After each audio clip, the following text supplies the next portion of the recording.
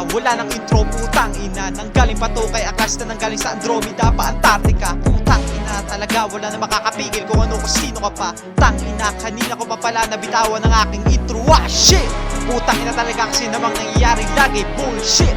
May dadating na hindi mo inasaan mangyari, bad trip. O kaya naman ikaw pa rin ang mayayari kahit hindi naman ikaw nagsimula ng pangyayari. Bakit? Naniniwala ako na ang buhay hindi basta-basta. Marami kang malalaman pagdadaanan, hindi basta-basta. Kailangan mo mag-isip ng malupit, hindi lang yung basta-basta. Kung di mo man yun naintindihan, basta ayun na yung basta, ha?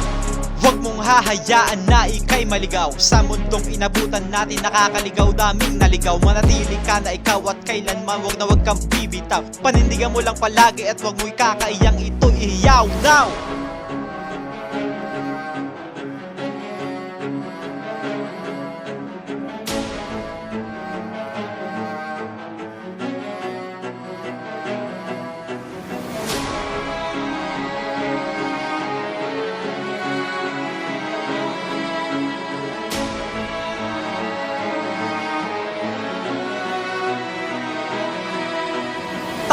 Putang ina, pero joke lang ito'y tama na. Magbibigay na ako dito ng mga barang inyong ikakalugod na. Kaya ngayon makinig ka sa mga kasunod pa na bara. Mga barang di mo inakala na meron kung anong kasunod pa. Ito na ang isa sa mga kasunod na aking binabanggit. Pwede ka naman mag-isa pero wag mo sanang ipagkait ang sarili sa sakit, sa mga pait.